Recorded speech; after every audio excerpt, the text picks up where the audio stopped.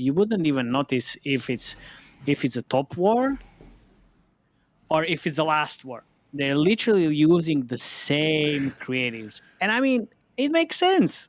And now what everybody in terms of the forex are doing now, and even the Whiteout Survival, or well, the High Seas Hero, is just borrowing the best parts from different games, and that's what I think Dark War is also doing. It's 4 a.m. and we're rolling the dice. Matei drops knowledge made of gold and ice. Felix with ads making those coins rise. Jack up designs, worlds chasing the skies. We're the 2.5gamers, the midnight crew. Talking UA adverts and game design too. Matei, Felix, Shaka bringing the insight. We're rocking those vibes till the early daylight. Matei, UA, master eyes on the prize. Tracking data through the cyberspace skies. Felix stacks dollars like a wizard in disguise. Jackup's crafted realms lift us to the highs. 2.5gamers talking smack. Slow hockey stick, got your back. Ads are beautiful, they light the way. Click it fast, don't delay.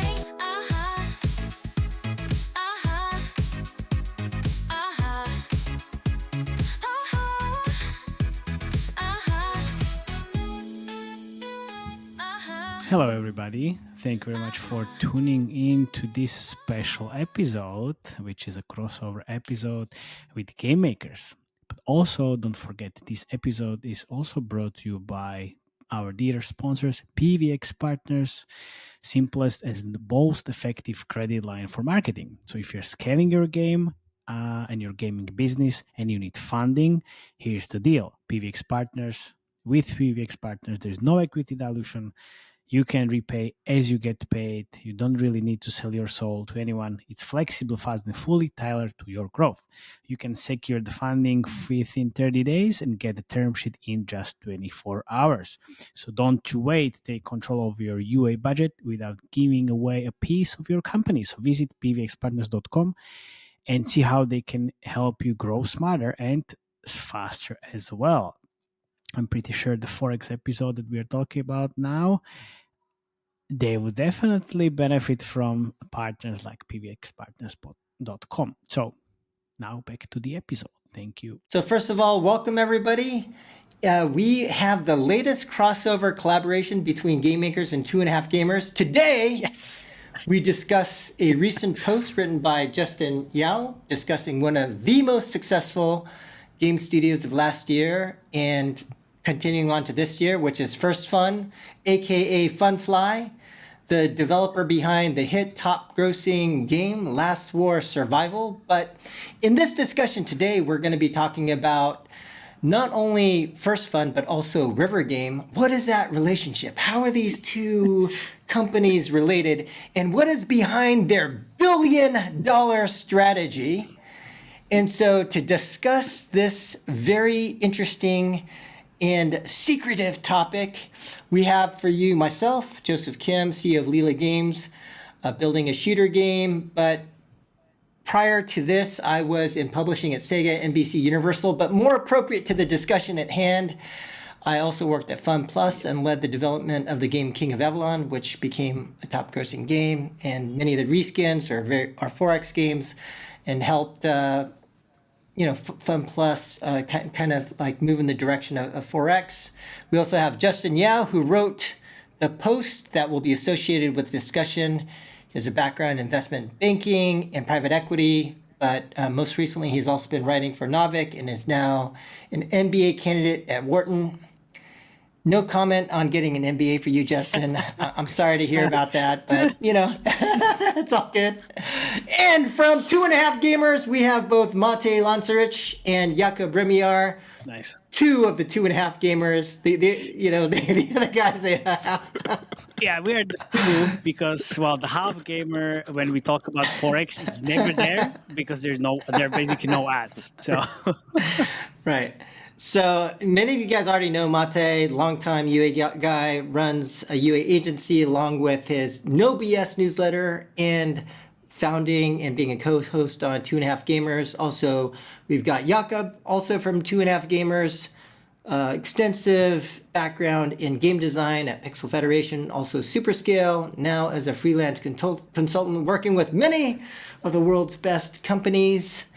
And so that's your crew. And, ironically, as the guy who actually worked on a 4X game, I'm probably the least up to date on what the hell is going on with 4X games. Man. Although, we did do a podcast before that was very popular with Mate. We had that collab before where we talked about the whole strategy of, trying to take like hyper casual concepts, bringing them in and all that kind of stuff. If you missed that, we'll put some links in the show notes. But this is our crew. We will be talking about this topic. And so maybe I could hand it over to you, Justin, to like set up the context, the history, what the hell's going on, and to help us understand more about this stuff. Mate, do you have something to say? Sorry. Starts about the history. I kind of had the post where I was talking about First Fun and River Game as a one company, and there were people in the comments like, "Well, you got it wrong. This is a different company. It's not the same." I was like, only if you know. Like, yeah, there's a lot of different. Yeah, I think First Fun is the entity that is in Singapore, I guess. Funfly is the Hong Kong entity.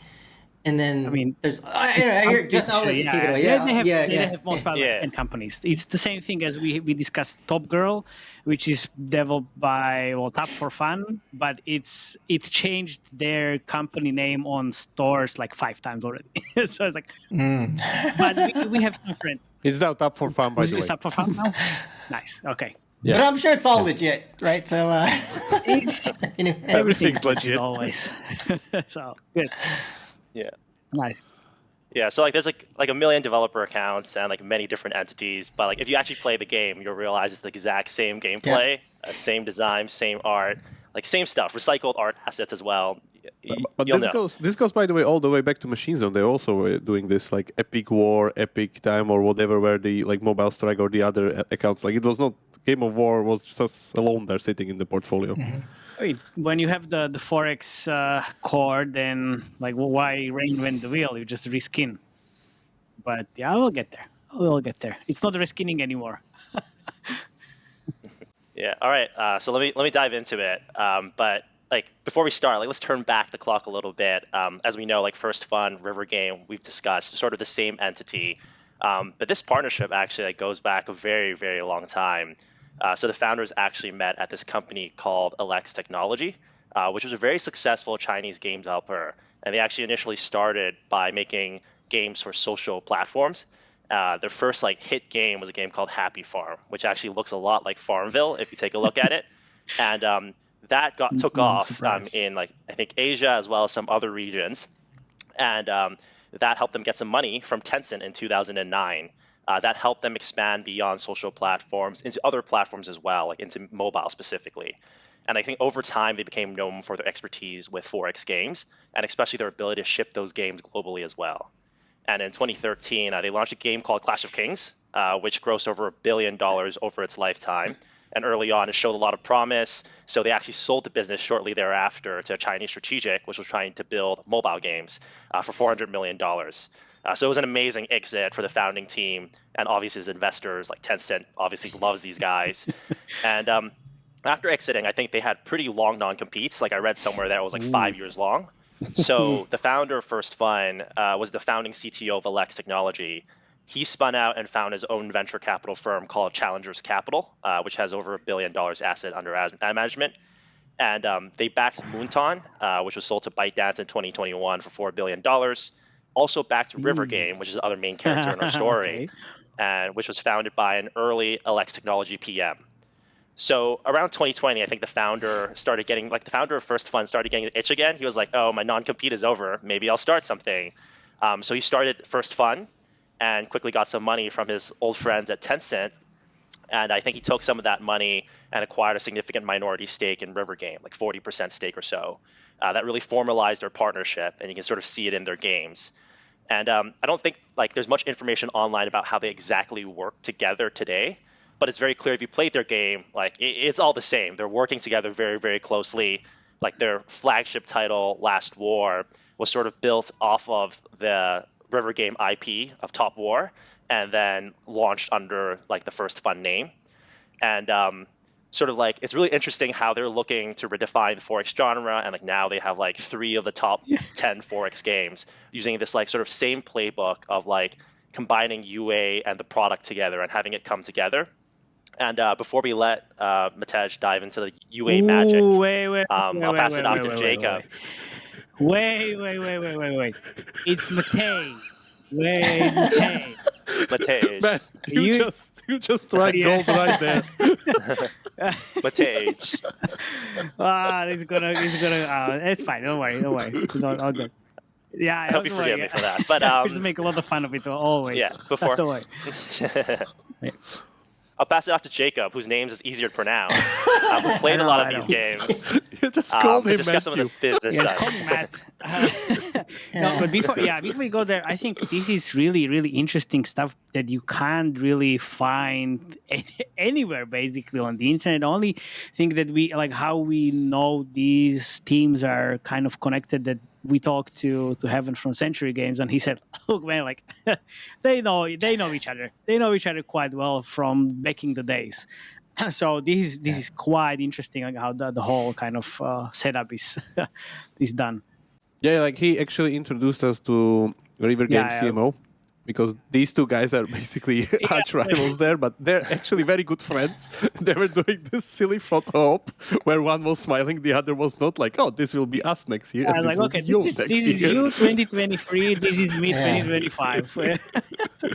Yeah, and you guys know the relationship also between Century and Fun Plus, right?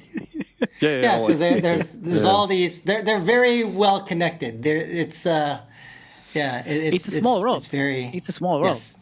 Yeah, it's a small world. It's basically the street of 4X OG people all doing their games and all knowing each other, like a small Yeah, village. but the I would thing say. is now what a River Game or First Fun is doing, they have not only Last 4 but Dark War as well, Top Heroes, and Last War Z or whatever. That's something which is in the soft launch. Yeah, The shooter one. Yeah, that will be Shooter one. briefly discussed, and then there is another Top Heroes follow up. So it's like, it's really becoming interesting even more in 4X. They're cementing themselves on the top spot. It's insane. Yeah, just to get that right, Top Heroes is the one game, and then Top Heroes Idle Battle AFK RPG is the other one. If I understand, And but I don't didn't know even if, say Top War, so there you go. It's like it's 5 games already. Or it's not, I don't know. Anyway, it's fine. Yeah, Yeah, let's see. that's just pretty cool. That's why I think Century Games is a little bit behind. So like High Seas Hero, it's a new thing, but it needs to really catch up quickly. Because even though you may like Whiteout Survival made like 8 million a day, like a few days ago or weeks ago, but it's not enough. Yeah, during Chinese New Year. Yeah. I think the interesting thing, though, is that from all I can tell, everyone is going full focus on 4X. There's no like, oh, wait a minute, maybe with, if fingerprinting goes away, maybe this, maybe that. And they're like, no. Nobody cares. We're going all in on 4X. We're investing. We're doubling, tripling down. So it does seem like the guys that are in the space are basically very enthusiastic and very optimistic about the growth of the space, or the rest of the market just sucks. Well, that's one true. or the other. That's true as well. But the thing is, we are discussing here 4X, and when you talk to other people in the industry, like, oh my god, 4X, blah blah. They are not even there yet. They think still like 4X is from the Game of War days, but we are so far ahead of that era. And now when we talk about 4X and all of these different onboarding situations that they implement in the game, or different themes, art styles, whatever else, I'm going to show you with Dark War especially and their UA. This is just UA-led product design. It's just like, this is it. This is where we are at the moment. Yeah, but you need to do it right, because there are examples like, if you take, for instance, the new Age of Empires 4X game, it's like, that's not how you do it, guys. It's just like, even though you're Tencent, no, this is not how you do it, and the game's basically dying as we speak. Yeah, because that's like it's mandatory now to to build the game around the onboarding, and like that's the key. So all the fingerprinting and all of the privacy changes, nobody cares. Like nobody cares. Like you build basically now games and events and onboarding and everything just to around the UA and around the algorithms. Let's think about it. You need to be able to send such a big amount of events from the game to Facebook, to Uplavin especially, to Google, TikTok, wherever. And you need to take that into consideration when you are already when you're building the game, and where and when can you do it? Ideally in onboarding. So that's why you have the core, which is Forex, and that you can squeeze the money out of basically everybody. And then you borrow the onboarding from like any other game that can have low CPIs, pretty much. Like that's the key. So Mate, you had mentioned that there are a number of innovations in Forex.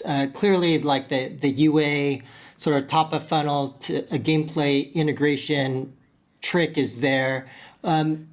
Jakob, Mate, are there any other tricks that or advances that you think we should call out specifically? Yeah, like having a very good Forex game is like one of them, of Sure, course. yeah. because I think like this is the issue here also, that people just focus on this like UA tricks on the beginning, and everybody's talking like we are also talking just about Yeah. that, but again needs to be like Forex first in a way, so that's important. Like just to want to bring up this article that we got from Ying, a friend that we met in Shanghai, where he talks about like few metrics, just like a metrics to kind of look for in order to understand how Forex works, and it will, I guess, smoothly go into the marketing part. So first is the part where he talks about that Forex is based on Forex servers. It's not one game for everybody, it's Forex servers, and these kingdoms are kind of working with their own ecology, and this is super important because you create a new server literally like every 3 days, and you try to staff that server with new players, and then because after those 3 days it doesn't matter, or let's say it doesn't make sense to put in new players because everybody is so far ahead, you start a new server. Because a lot of these things are about having an equal starting point where at some point people in the kingdom get so far away from each other, so you're basically You can't play. nothing compared to the whales. You can't play. Yeah, you can't play. You're just like trying like an ant beating an elephant, basically. So you need to continuously create different servers in order to kind of keep this equalized position, which is again driving the UA. And then the other thing are the dynamics of the server itself, how to kind of keep it running and how to know if it's dying or not dying, because a lot of it goes into the social interaction between the alliances and between the tensions of as they're expanding on the map, they're bumping into each other, killing each other, so on and so forth, blah blah blah, all these like social dynamics. Like we've seen this many times working very well even in games that are, what was it, the Empire Strike thing? Empire I always Takeover? forgot the name. Yeah, Empire Takeover, which literally has 0 UA, makes $500,000 a month. because Between people are just $500,000 still to $1 fighting each million a other. month. Yeah, exactly. So that's like the strength of it, like these social dynamics that works there. But again, you can just kind of check the benchmarks there to know that basically after day 30, usually the whole server is just paying players because everybody else just like gets stomped to the ground. And then Nick pretty much goes into like direct examples like how to count it up by just checking the alliances on the server and the leaderboards, and by that kind of estimate you can get a good kind of round down of okay, if this server is alive or not. And then just like all of these metrics that he's pretty much going around, where like how much kind of spend people and blah blah blah. Don't want to go like in super details, but pretty much what it means that you end up with something like 30 to 80k installs for a day for one server, which is the demand that you're going for, because it's just so high, and the CPI in Forex is so high. Yeah.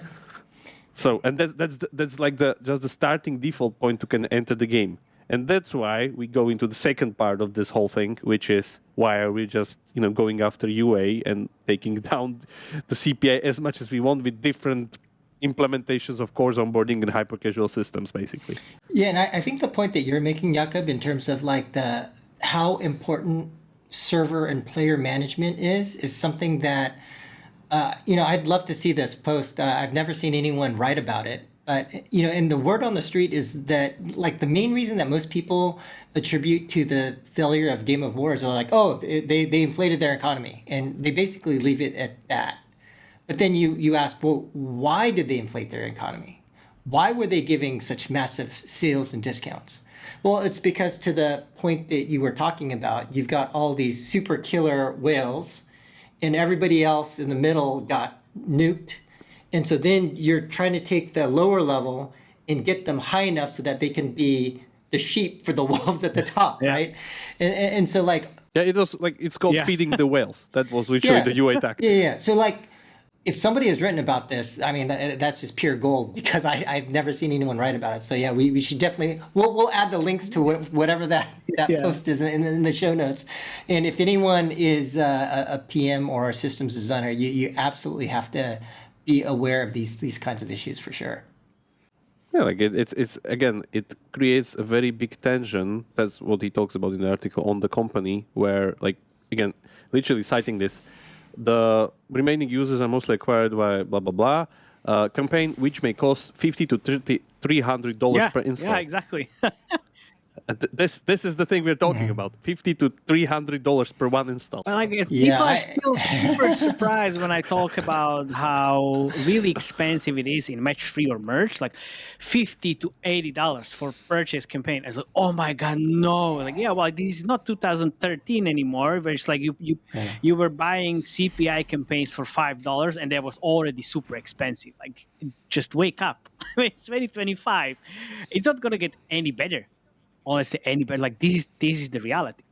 Yeah, and then you just count the numbers. If the players are so expensive, and then you need 30 to 80k downloads a day in order to stuff that server up. Yeah, that's a lot of money on a daily basis. And but the thing is, with all these, like we talk about this as a trick, like UA trick. You use the hyper casual. But it's not a trick anymore. It's like it's really baked in the game. Like you have to play. You have to play those the higher, let's call it hyper casual levels and all these gates mechanic. You really need to play. So it's not fake anymore. It's just it's not called mini games as it was back in the days with Gardenscapes and Homescapes. It's another core. That's it. It just drives down the CPI and will broaden up the funnel because of how the actual gameplay on the core looks like, which is brought from the hyper casual. Like that's the main thing.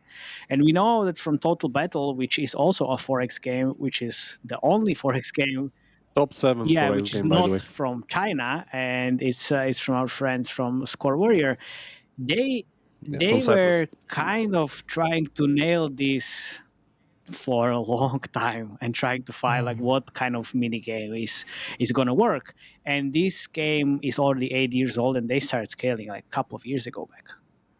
So because they were trying to figure it out. Yeah, exactly. Just like to sink this in, it's like a 2017 game release, so which is like now 8 years old. And after those 8 years old, it's hitting record revenue of $500,000 a day. So this tells you how like strong the strategy is if executed properly. And then it like that's where it's actually growing. Like that's when they figured out the actual combination of the mini game, onboarding. Yeah. So in revenue size for last 30 days, they are basically on 7th place amazing. with something like 20.5 million a month. But still, like nothing compared to last war, which is 10 times bigger, literally 10 times bigger. That's the scale we're talking about.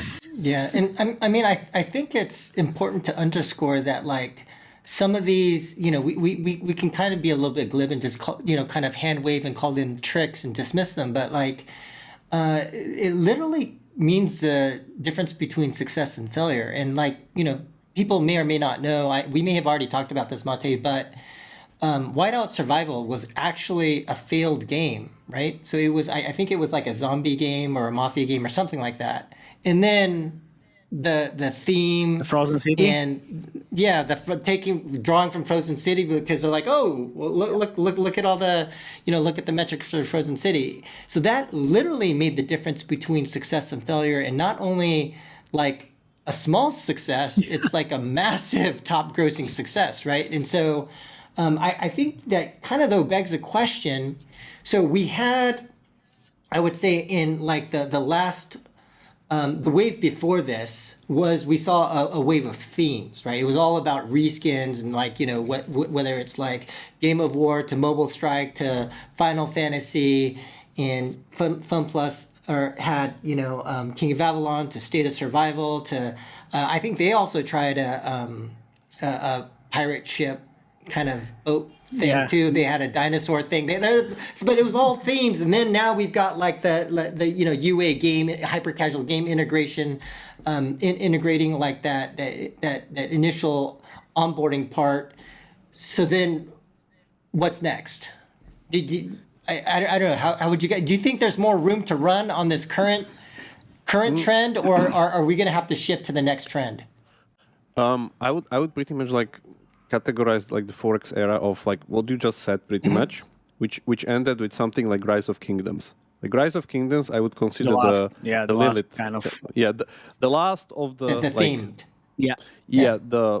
the old generation of 4Xs where they implemented heroes, gacha, very sleek, supercellish UI, like very good experience. And again, it was at its height, it was doing like 3 million a day somewhere in start of 2021, and that's I guess the era of 4X still going kind of straight without additional 4X only, stuff basically. to kind of because it was like the height of Corona, CPIs were completely different, stuff like that. So yeah, all the external factors. Afterwards, as you can also see here on the chart, where pretty much from its height from April 2021, it just went down to something like a third of its scale, or fourth, whatever. It's the time where all of these other kind of big Chinese, Lilith is also Chinese, of course, but I would say the second generation of 4Xs comes in, which are designed with the premise that the 4X is like up to par with everything that was done before, with all the knowledge, everything is just like up to par. It's like nothing's there. But the important part is that where we are, last 4. So that's what launched June 2023. Yes, somewhere there, where UA is the main focus, and UA but is you driving are product. missing one That's big point, the thing. Mr. Jakub over here, because before last war there is Evony, and where the fuck you have Evony in these graphs and sensor tower, Mr. Jakub?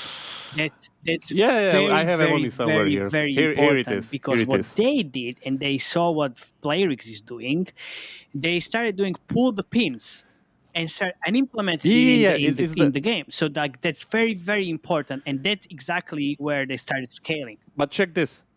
2021, where Lilith's Rise of Kingdoms was at its height, it was 1/10 of it. Yeah. It was 300K a month. But then, again, 2022, 2023, it went on its full scale, where it's kind of like what, Pull like the 1 million pin, a day? Pull Or the pin. That's there. But pull the pin is still like just, I would say, it's like Pikachu to Raichu, basically, where it's just the first stage of like trying to kind of, do the onboarding more like fake-ish. Yes. But then both Whiteout Survival, both Last War, both like all of these other Chinese games are doing it now as an integral part of the game. Yes. It's not anymore a gimmick. It's an integral part of the game, and it stretches through the whole game. But Whiteout Survival, I would argue it's not exactly like Last War, because the Whiteout Survival onboarding is an onboarding. It's Frozen City, and that's it. And then you have 4X. But in Last War, you have another core, right? This is kind of. It's Last War unlocks the world much sooner. Yeah, but you have still I'll just say the hyper casual or gates mechanic gameplay. What do you have in Whiteout Survival? You have only 4X. The idol. No, you have the idol. It is idle, man. It's idle. Like it's exactly the same as if we go to high seas. We'll get there. That's We'll 4X. get there. Yeah, we'll get there. Yeah, that's 4X. That's 4X. That's We'll 4X, get there. by the way. So this is High Seas Hero, which is the latest iteration on the market of this, because this has now 3 cores, not 2. Because if I click here, even though it looks like Fallout Shelter, this is basically Frozen With City. different skin, yeah. With different visual and 2D thing, but if I go like stuff like here, or you see like the reactor here that I can change engine and stuff. It's the same as Frozen City, basically. It's the same. This is the 4X map with the world, again, the same. Yeah. We all know this part. But the main start, as this starts, is Legend of Mushroom. So they basically layered it with Legend of Frozen Mushroom, City. then Frozen City, and Whiteout 4X part. So it's basically Whiteout Survival plus Legend of Mushroom on top. So you actually go through 3 cores now. So- this is the game that hasn't been scaled yet. It's doing 40K a day, which is, I guess, just the maintenance mode where Century Games is trying to completely So this fine-tune is the next generation, JK. When you ask like where are we going? If it works. If it works. It's no. There is no if it works. You look at the charts. Last 4 or 5 games, Century Games won. So this I know. absolutely has to work. This has to work. There's no way about like. It's just a matter of time, not if. Okay. So the next Yeah, wave is multiple cores, basically. Yeah, we literally got told by Century Games CEO who said that Yeah, on my like, post that like, yeah, we're still figuring it out. Thanks Because for following words that. on the street is like this was an RPG game before, but 4X you can squeeze way more out of the players, and you already know 4X from the Whiteout Survival. So Yeah. So this is one thing where I would say the evolution is going again to be more hidden, more kind of total addressable market where you're taking different players from different genres and trying to, squeeze them into the 4X core, where in the end they meet with this like high profitable LTV engine, which is 4X. And then there's the other Yes. one, and we go back to our image here, which is Top Girl. By the way, just to kind of validate this picture, this is the chart that we're talking about. This was released November last year, and it's currently doing 200K. Yeah. more than 200K What happened a in day. that big drop? There was a problem with The like big how I don't know. Absolutely, because I don't know. Probably some kind of technical problems, I would say. Like, I don't know if it's also on download. Yeah. Oh, or maybe it's the UA got turned off. I still see those ads. I still see those ads, but yeah. Yeah, I don't know what's happening here, but it's very suspicious. But anyway, it's scaled up, and the thing here is the other way to do 4X, which is completely hide the 4X and never even talk about it. And even though it looks like a 4X, you just take completely different naming, team, everything. So here, for instance, this game is based on the premise that you are running, as a manager, you are running a pop group of girls that you get from Gacha, and they have different AI-generated visuals or whatever. So it's like softcore porn, basically slapped on 4X. Yeah, like dating stuff. They like text you and so on. I don't know where's the messenger. Yeah, where they like send you AI pictures and stuff like that. These guys really went full on AI on this. There's even the part where like if you record with them, the game starts to play videos of K-pop stolen videos. K-pop choreography. Yeah, I'm not kidding. Like this is how it is basically. So you see the effort the guys put into this in order to masquerade the part of it, and instead of soldiers, you're creating fans. Instead of monsters on the map, you're going against shopping malls and hotels.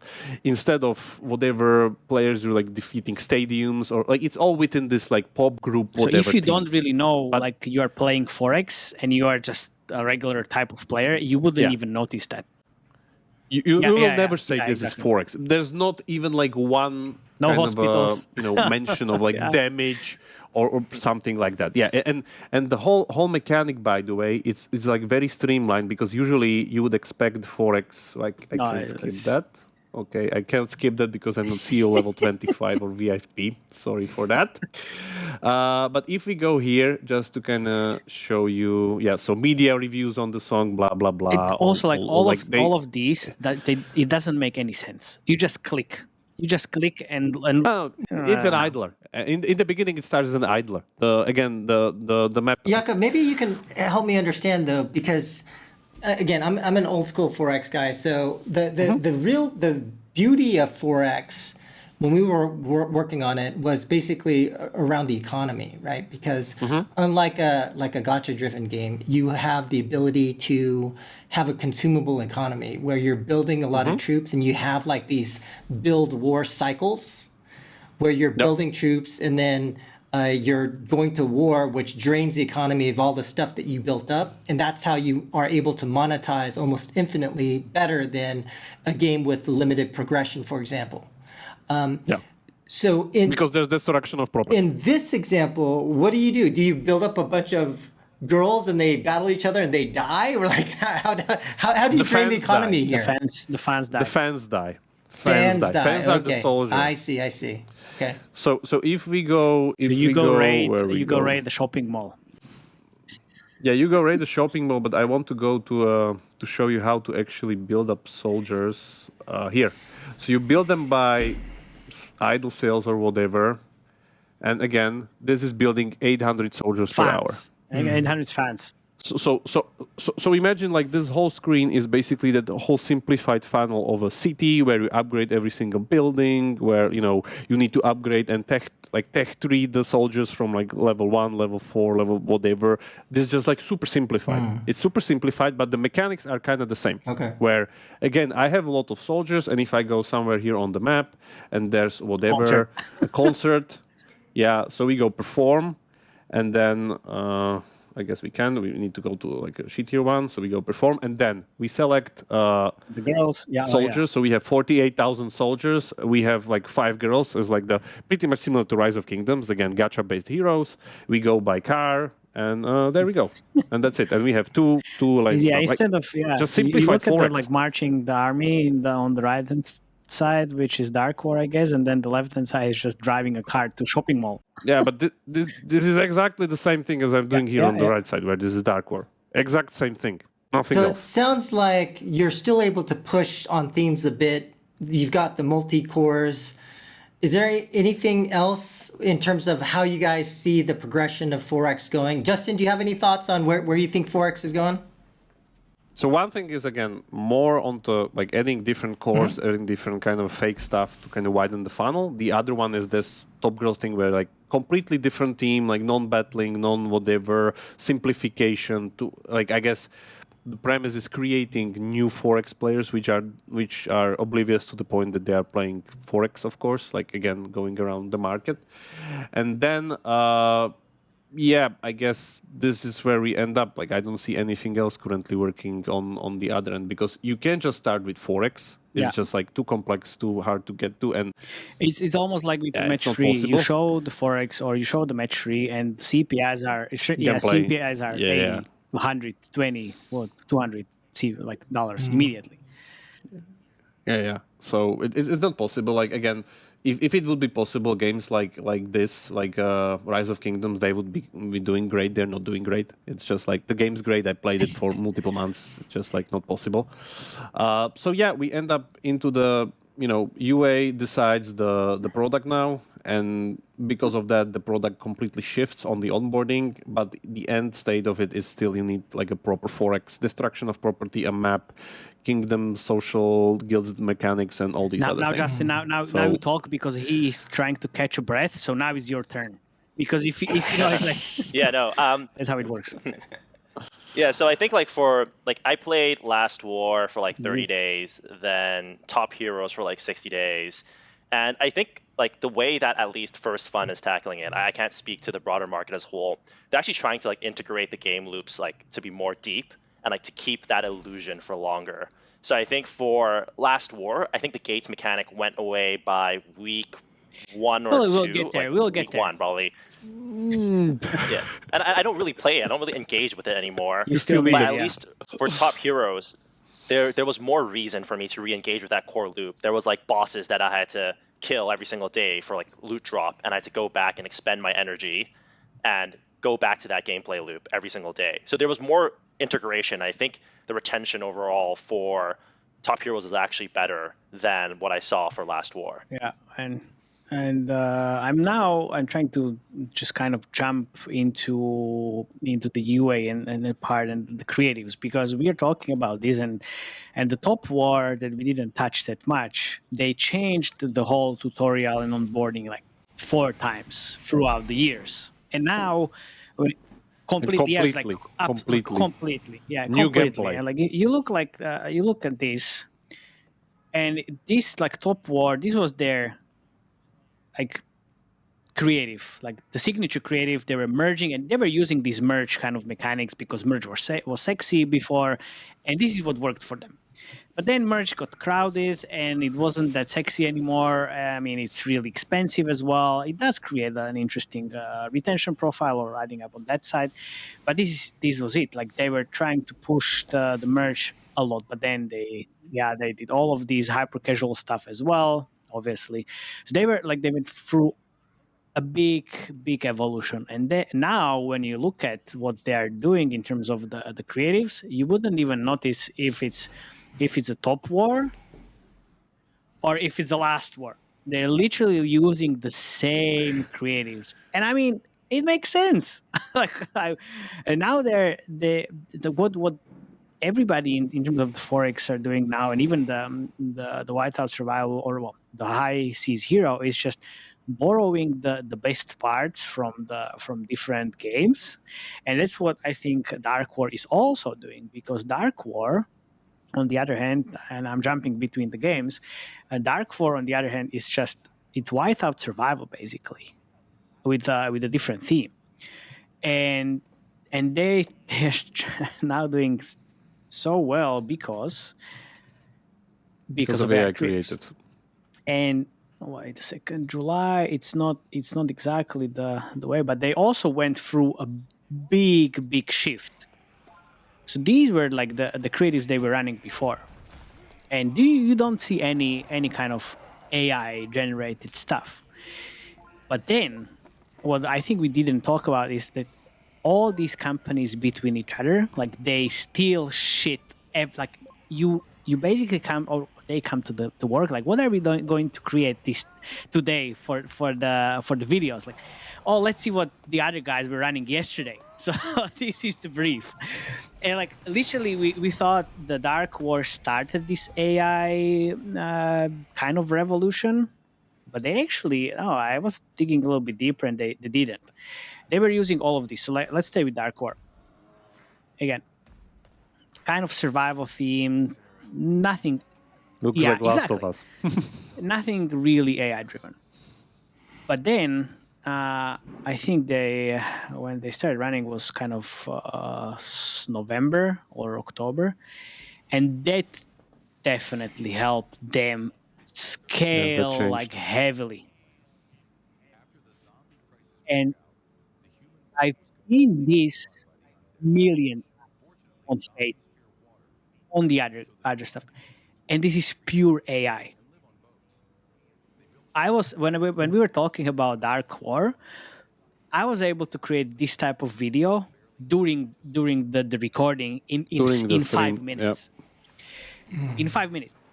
Yeah. And they scaled already to 500,000 a day from October last And this year. this goes well with the theme, and this again like very much touches the point with the top girl, where you use AI also in the creatives as well. And You use AI basically everywhere. So like, but again, like the Dark War, like the integral part of their success, again, like here, they were not scaling that much before they started doing this AI stuff. It was just like, it was okay. Maybe it was all only in soft launch, but as soon as they hit this, it just scaled massively. And now they're still continuing on scaling. And like in terms of the UI, like this is great, because think about the efficiency here. You have, if I am able to create a video during the recording in 10 minutes, and I'm a UA manager and I talk about this game, and while I talk, I do the stuff, they have shit ton of people in the creative team. They're just pushing new stuff on a daily basis in hundreds of the videos. Yeah. By the way, let me stop you right there a little bit. I think people underestimate how many people are there on the creative teams of Forex game in China. We're talking hundreds, like literally hundreds, like 200, 150. It's a baseline, I think, for a game like Whiteout Survival. They have 100 people. It's just like no way around it. on the creative team. Also, if you, I mean, I think you don't really hear the sound, but anyway, like all of these, like look, I will show you like how many creatives they have. But this is also like with if you check like how the Whiteout Survival is doing, and I will get there. They have engine to build the creatives. like you see the quality, you see like the different, like every month when we talk about the creative trends, Whiteout Survival has like, let's say 100 or 200 new creatives. Like it's insane every Every single single month. month. Yep. Because like this is the game, like this is exactly the game that you just like the UA, like when we talk about this, like how UA is dead, yes, it is, because this is different thing. You really need to push on the like volume of creatives, and you need to add the new creatives into the campaigns on a weekly basis. Yeah, in dozens, in ideally hundreds, of course. Like if you don't have the scale, it's Whiteout Survival. Not that many games have, but still, it's still like it's about the volume. It's about the volume. They have 600 pages of creatives. That's insane. And this is Dark War. This is Dark War, which is now, if we look at the January, like what they are doing, like they start kind of experimenting with different stuff as well, not only the AI, but it's still, yeah. It's like it's like this is just like the insanest thing in the whole UA. Yeah, you have now the combination of AI, this UGC. I don't know if this girl is real or no.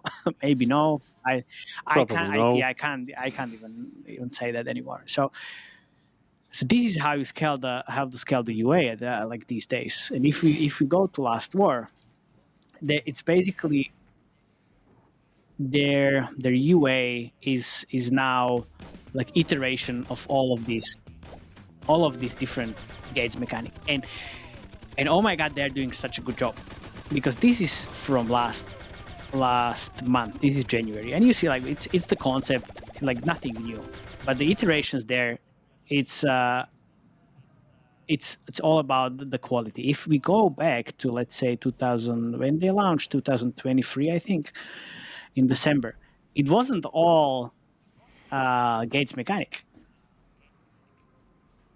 I mean, kind of, but they were using these type of things, right? It's like the slingshot and all of the fun stuff. But I think, well, did they launch 2023 or 2022? Soft launch June 2023, started scaling November November, 2023. because I was looking into the creatives. It wasn't always as great as as it's now. And you look at this, and you immediately see Age of Origins, which we also didn't talk about, but it was Age of Origins and then Last War, where they basically Last War copied almost everything that Age of Origins did before. So they it's like it's either Evony or Age of Origins. Then it came to Last War, and now like the how all of these kind of no ideation, or but who is inspired by who is like Evony, then other Forex, and then it comes into Royal Match afterward. Yeah, Royal Match also goes and after Forex then creatives. after Royal Match comes Playrix. So basically, Forex between each other is like within weeks. Then few months it comes to match, yeah, to casual. And then it goes back to Playrix afterwards. And Mate, what's your outlook in terms of UA for Forex in the future? I mean, do you think, like one, I think there was a question before, somebody had been asking about the profitability based upon UA spend, but also just the outlook in terms of, do you think that this continues in terms of whether it's the size of the UA teams or the amount of creatives, is this sustainable? What's your just general outlook for UA? I think the general outlook and like where they are going from here is, that's what I think like it's happening to High Seas Hero. It's, you need to have the onboarding suitable for the broader market, and the marketability needs to work on that side of the equation. I think what's gonna happen next with High Sea Heroes is they kind of find better theme, or something which is not really that core as Legend of Mushroom and the whole navy kind of art style and theme, because that's too core. It drives high LTV players, yes, but if you look at basically this, Yeah, this is Top Girl. And this is Where we Top have no Girl. Yeah, freezing exactly. girls. So this is Top Girl. So it's all AI, and now they're freezing families trends coming from casual games. So this is going to be like unfortunately or fortunately the next evolution of the UA is with the Dark War and all the AI stuff. Because if we actually go even further and go to Rise this of Castles, to our this favorite game one. where wait a second, I think it was last. And they went so AI that it's like you can't go more AI Yeah, than this it's game. like this was just our AI. Where is this? Where can I find all of this AI stuff? It was just insane. Like it's all. Go Facebook, yeah, Facebook. Go Facebook. Yeah, mainly It's mainly on Facebook. You're Facebook. right. It was mainly Facebook. It was Facebook only, I guess. It's just all AI. Maybe I need to go back to November as well, and just go all. Yeah, it's and then they do this into the music, which is the Gangnam Style, obviously, and like they borrowed all of these different stuff, which like people really want to watch these things because it's new and it does look great. And if you see like how the AI video tools progressed in the last few months, it's like you can do 10-second videos, so that's why there's always like so many cuts. But as soon as we get into the 30-second or 20-second videos length with AI, like it's going to be unstoppable. You won't be able to see. Yeah. Mate, can you give me the screen? I have some of the best ones saved on my computer. Oh Jesus, guys! I'm not sure like people are ready for this, because like and this is what I think it's going to be the next step in the UA. And I use a lot of AI on all the games that all the games I manage, because it's that's where everything is heading. Yeah, and again, the current trend is basically that it's so bizarre and so new that you want to watch this, even though it's like completely nonsensical. But it's still, because the generation is just getting so good lately, you still want to watch this. And there's like many iterations of this that these guys are pulling off, and it's just amazing just to look at like what they're capable of doing. I think I saw one, the morph one. Where was the morph? There one? was a lot of different stuff. We talked about this in the last Creative Trends episode as well, where we saw Pikachu, Marvel, DC, all the IP infringements in the AI world. Yeah, this one. This was my favorite. And this is the thing, like, nobody cares that much about this. Fusion. So yeah, I didn't even see this. Oh my god. Yeah, I told you I have saved some very, very specific ones because you won't be able to see them anymore. But this is the trend. These are very easy to create, very easy to pump out, and pretty much you catch the trend and you just hop on it. That's it. Like we've seen this on multiple games, pretty much going over it, and it's just there. It works. And that's like the thing is, everything that Forex does now, and we see it's a trendsetter basically, because if it works in Forex, it means that you are able to actually buy against all of these 30K, 40K, 1,000 installs. So now it's kind of coming into the other genre. So Forex is 2 steps ahead than everybody else. So everything we see in Forex is going to come to the other part of the industry. And like, this is how it is. Right. And I know all three of you guys were kind of keying in on 4X.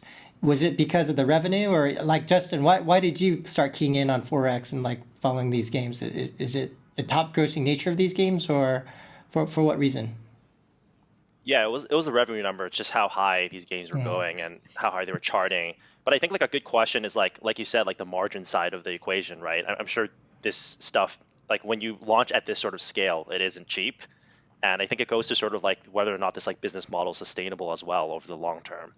And like, love to hear your thoughts on it as like probably some of these CPIs get more expensive. Of Yeah, course. what do you think the But the payback gates- window is, Mate? Is it 24 months? Is it That's longer? what I think. It's 24 months. But then I heard some rumor on the street as well that like Whiteout Survival is getting way quicker the money back, which sounds unreal. But still, like how they can sustain the low CPIs, and low meaning anything between 30 to 50 instead of like 300. Like that's the key, and I can see that work honestly. looking at the revenue numbers. Yeah, but also if you look at these games, I mean, the new generation, all of them are pretty much scaling up. Exactly. Like all of them are like from left to right going up. Like this is basically how the market works. Like the only ones are The old guard. Yeah, as I the said, old Rise guard. of Kingdoms, the old one. Like Total Battle is the only, I guess, exception to the rule that kind of is breaking all the rules here, and people should really study it. Where like how, because it's not only the UI trick that they're doing. They even told us like it's many things that they did in order to improve the game from like its initial version in 2018 to where it's now, where it's doing $500,000 a month. Yeah. But And $500,000 a Heavenly day, too, right? sorry. That game's been around for Yeah. freaking Yeah. forever. Yeah. They somehow Exactly. they're like Where we are. like a cockroach, But that's the thing, like but a top grossing cockroach. yes, they started doing the pull to pin. That's where it went up, and then now they're doing the gates mechanic because they borrowed it from Last War. So that's why like everything is connected, and I think the next kind of the generation that we are talking about is free course, but it's actually more skewed towards the Last War and the like the visual style, how that looks like. But this is again the thing that it confirms the assumption that 4X engine just works the best. You And the slap on only top thing of you it, need yeah. to do is pull the lever on the CPI part of the equation. Yeah. That's it. Like you have it, Yeah, you yeah, have exactly. money. And that's where it goes. Honestly, why I started looking into 4X, I hate that gameplay. I can't play it really. Jakub is the one that's Same. playing that. I'm not. But the innovation on the UA front, like that's insane. So like we can learn so much from 4X. It's like that's the new generation of the creatives, the UA approach, everything basically.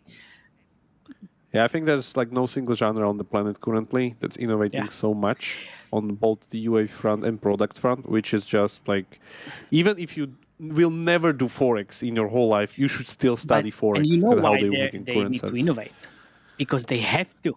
Because if you pay $300 for CPA, it's not sustainable, and you need to figure it out. You end up like Rise of Kingdoms. If you know you don't innovate, you go down. That's it. Exactly.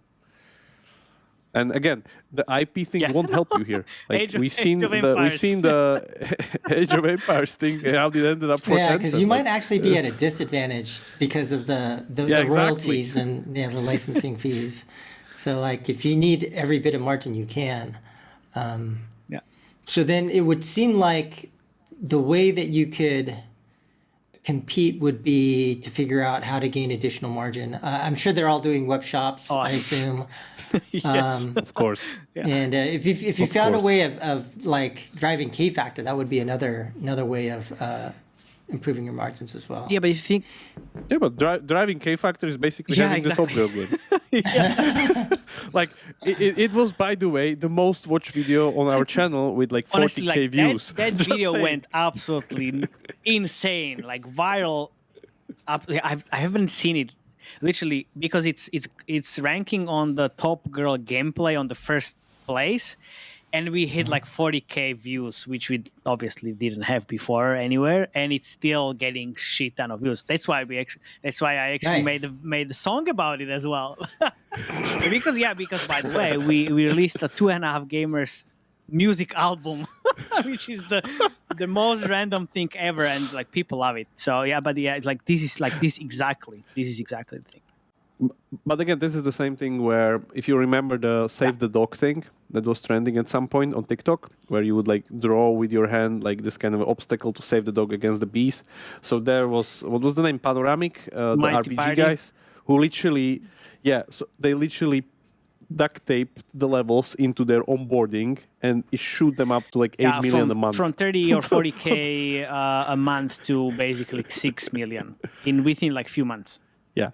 Nice. Yeah, just because of that, because again, they changed the whole store screenshots, all the creatives, everything to this one trendy thing, and then but it's went like crazy. it's basic math. You pour more people into the game, there is higher chance of them becoming players.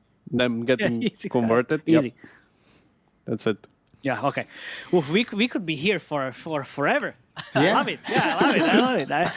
So, do we have any last thoughts in terms of? I don't know if there's any other topics we could discuss, or maybe just your general outlook, or how about we can end with a non-consensus prediction. So, a prediction in terms of the Forex market that you think most people would disagree with you about. Interesting. I think everybody disagrees with us anyway because we think Forex is like far ahead of everybody, and like that's like my main problem with half of the industry is that they don't just pay attention to Forex, and they should. Yeah. Like maybe one. Okay, let's do this one. Maybe one bold thing is that what you saw there on Top Girl.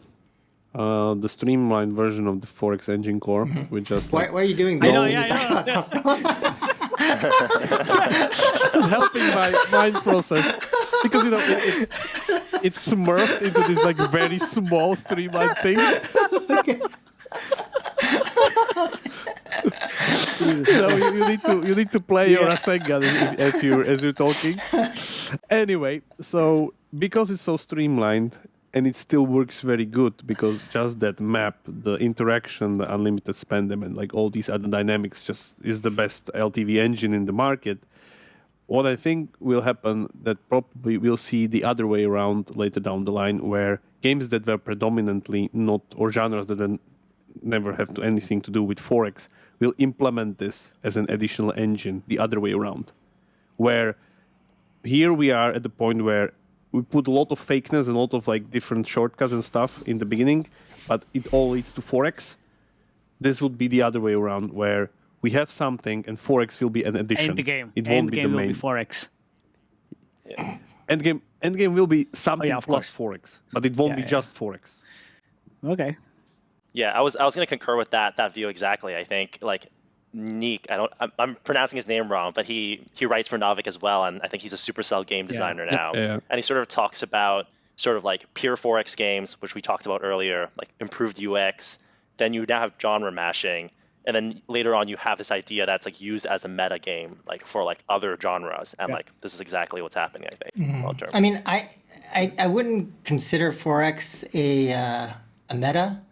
Personally, I feel like it is gameplay, but like I would say probably non-consensus prediction would be that I think that the next big wave or like the next big Forex game will actually innovate on the gameplay side rather than through genre matching or things like that. That it'll be a unique kind of gameplay. Because I think if you think about like the idea of timed march battles, and also of alliances, that I think that there's things you can do that are different from how the gameplay orients today, and I think that's where you're going to have a big new win. Personally. You mean something like the Avatar game that never went away out of soft launch, which had Clash Royale style combat in the Forex map?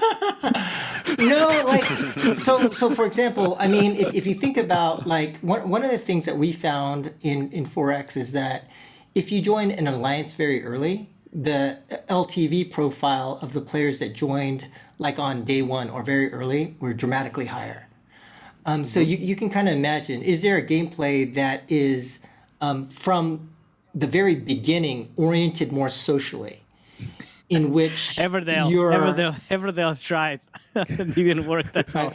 So like I mean, I won't say the specific idea, but like today when you look at like the way the gameplay behavior of so many people, especially after COVID, is in groups and teams and people playing together. So if you could orient the gameplay more towards a team-based thing, or like the entire, like this idea, like, and I know Fun Plus was excited about high seas and having Forex on a boat for a very long time. Sea of right? Conquest. But- They have the Sea of Conquest now. Yeah. I mean, I think like almost for like every year after I left Fun Plus, I think Andy had mentioned some form of like, of pirate sea based like Forex scene. But like the notion of like of changing up the gameplay where maybe something like that where you're actually not landlocked, where there's some notion of being in a real-time map. Anyway, I won't go over the specific ideas, but, nice. but you guys kind of get where I'm going, right? I get it. Yeah, that you don't have to rely on this kind of like, like a static map where you're jumping around, but like the elements that are core to Forex, the ability to, to build and get rid of troops or whatever units that you're talking about. But if you can change that gameplay in a way that is different and refreshing, but you're taking those same things. It's the whole notion of the strange attractor, right? You take something novel and then you take something that you're used to and you kind of combine those together. I think that's coming. I already have a few ideas personally. I just haven't done them. So I'm sure other people have plenty of ideas along those lines where you can kind of make it feel a little bit different, right? Rather than it's just being another theme, another skin, something like that. Other people are already working on it. Don't Okay. get the suspicious look, Jakub. let's end there. Let's end there. Okay. Okay, I see him just catching a breath, and it's gonna be like another hour for sure. Let's save it for a follow-up podcast because I think this is not the last time we talk about Forex. So there you go. Yeah. Yeah, we should definitely do some kind of Forex recap of the year, like we used to do for Web3, which we don't need to do anymore. We need to what we need to do is a Forex genre overview. Like a complete one, but we need. That will hard. Be hard. Yeah. Anyway, okay. Call it the 4.5x episode. Yes, definitely yes. Great. All right. Well, okay. Well, I think that seems like that's it. So for the audience, if you stuck it out this far, thanks for hanging out with us and hearing what we have to say. And for our audience, we will catch you next time. Thank you very much, Justin, Mate, Jakub. This ridiculous collab between Game Makers, 2.5gamers, and Justin. So, all right. Thank you guys, Thank you and we'll catch y'all later. Thank you much. Cheers. Bye-bye.